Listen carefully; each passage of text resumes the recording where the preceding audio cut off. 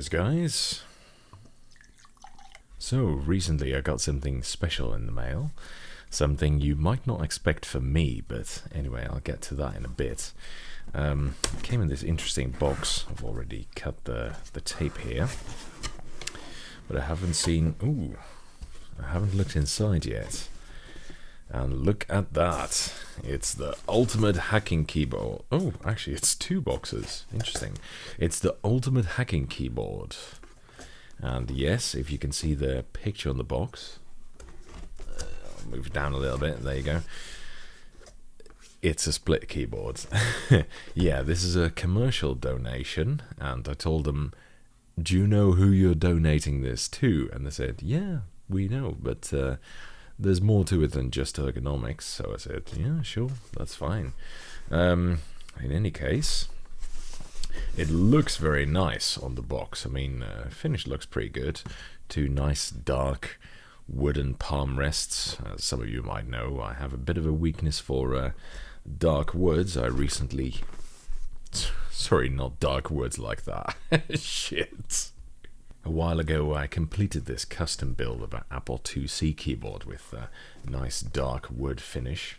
It's a stained oak, by the way, but that's what I was referring to. I'm not interested in dark woods. Right. Back to the matter in hand. Oh, delicious. So, let's first empty the main box. Try not to mess about too much with the styrofoam chips. Right, let's get rid of that. So, oh, I get it. This says palm rest on it, so I guess this is the wooden blocks and this is the keyboard. Interesting. We'll have a look at that in just a second. What does it say on the box? Split mechanical keyboard, fully programmable, supports tenting and tilting, extendable with modules, and it looks like it's got a display here, which says QWR, which I have no idea what that means. Back the keyboard. Extra accessories. Oh yeah, it's got extra accessories here that you can put on top. That's what they're referring to. Apart from the palm rest, there's also a key cluster module, which is this thing, a trackball module, which is this thing, a track point module, and a touchpad module. I'm not sure this keyboard includes any of those. We'll have to see. Blah blah blah. Bridge cable, USB cable, keyboard feet. What, keyboard feet are separate? Again, we'll see about that. What does this say? Tenting, negative tilting, and positive. Negative tilting. See, this is one of those things that I'm sure there must be some kind of ergonomic reason for that. Personally, my wrists start hurting just by thinking about it. Right, so let's unpack the keyboard first.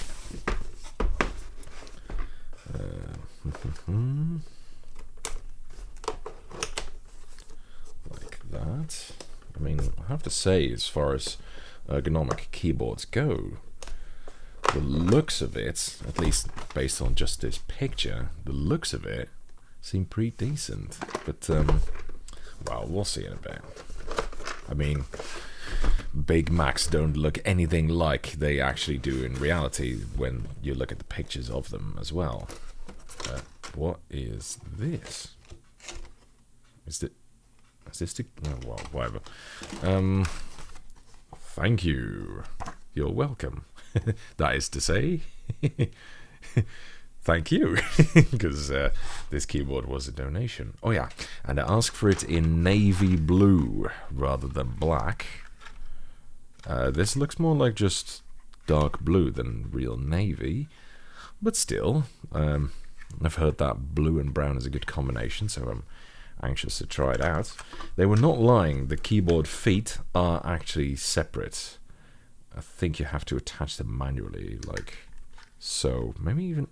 Do you even have to screw them on? There's screw holes in here. Okay.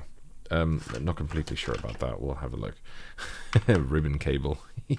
Very vintage. It's common, of course, for splittable keyboards because it needs to stretch a lot. And what is this? Oh, this is the screws for the feet. Wow, I don't think I've ever assembled a commercial keyboard like this before. But that's fine. We'll get to that in a sec. I might pause the video when we do that. But first, let's see. Anything else in here? No. Really thick plastic insert. All right. Anyway, part number 2. The wrist rest, or palm rest as they call it.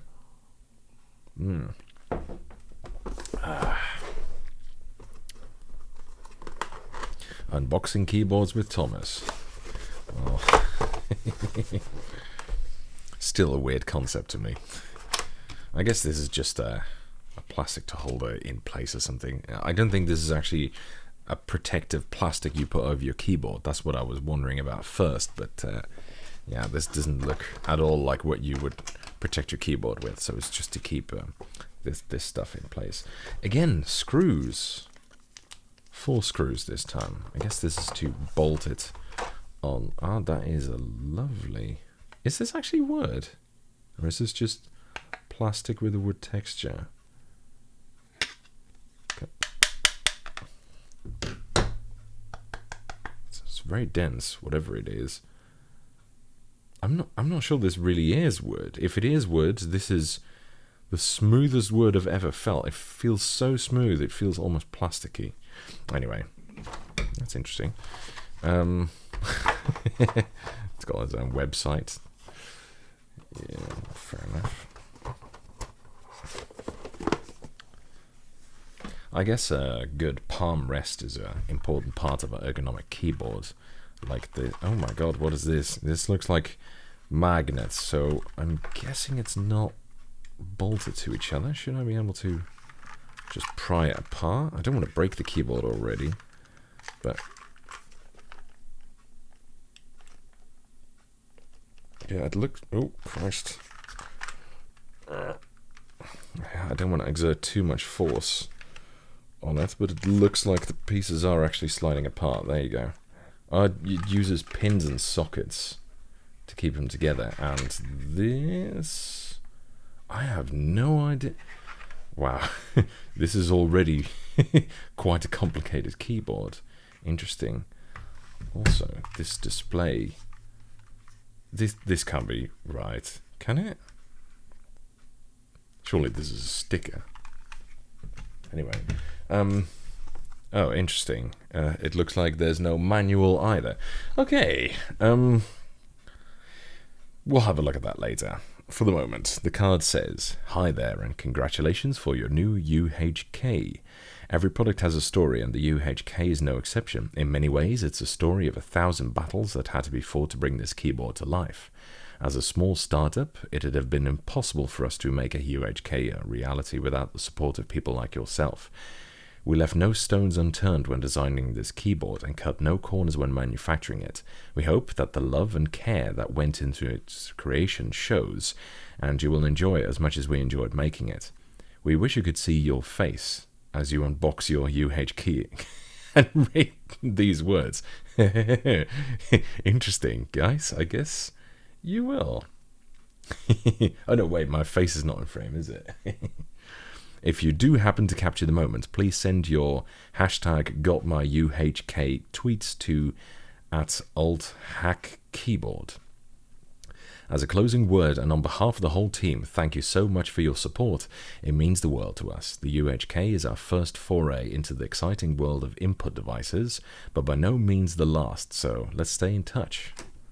Interesting. Right, I guess I'm gonna quickly try to assemble these pieces, so I'll just pause the video for a bit and I'll see you guys in a moment. So it's been assembled now. I have to say it's an interesting look. I think black might still have been a better look, but after all I did request this color myself. But it's not a bad look. I like the way the keyboard looks. The wood kind of blends in nicely with the wood of my own table. So, shall I chance a small typing bit? Okay, let's try it out. Oh my god.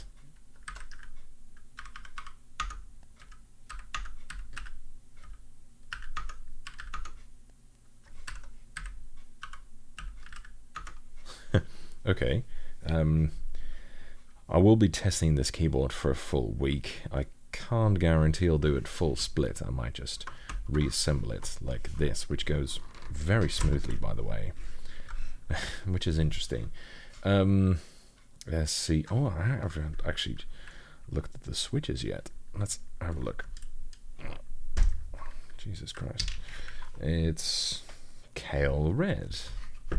Interesting. So that's PG, what is it, 13, 15 or something? I always forget Kaihua's part numbers. But it's basically just Kale Red, which is not too bad for an MX type switch, I guess. This I don't really understand. So it's got this... Oh, is this for your thumbs? I was going to say I didn't know what these little recesses are for, but I guess it's for your thumbs or something, for them to rest on. So yeah, no, that makes sense actually. So you don't have to, well, I don't know how how useful that is, but there must be some reasoning behind it. Shall I connect it real quick? Let's just have a look. See if it does anything. Mini USB cable. Where's that? Oh yeah, by the way, that over at the back I can show you. So it's got mounting points here for the palm rests, and the feet can be mounted in 2 directions, which is you can also put them here, and I guess that's how they want to achieve the negative tilt that they talked about. It's got lots of small rubber feet, and interesting dual padded rubber feet here. So it's got rubber here and on this side and on the bottom, which is interesting. I mean, so far build quality looks pretty decent. It's not that light either for such a small keyboard, although I guess it's got a massive wrist rest attached to it. I can't spot the port for the keyboard off first glance. Where the hell are you supposed to plug it in? So here at the back I can't see anything. Am I blind? Oh, it's here! Look at that, it's got a little cable gutter as well. Okay, I feel a bit silly now. Right, plugging cable in like this is not easy. It's at an angle. And quite... Okay, that's never going to work. Let me just quickly grab some tweezers. There you go.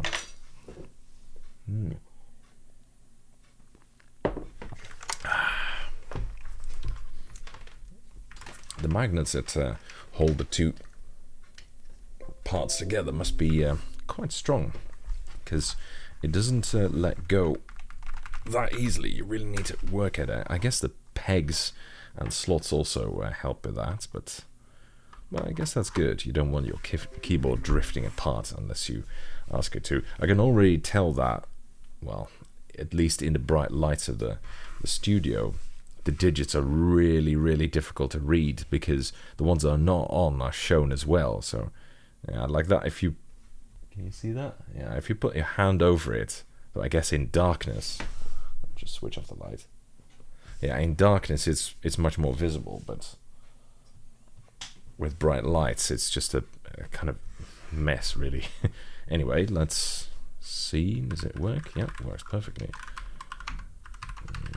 Is Thomas, and I'm typing on ergonomic keyboard right now. Still have to get used to this a little bit, I guess. But overall, looks like a pretty interesting keyboard to review. Well, I guess that's all for this unboxing video, guys.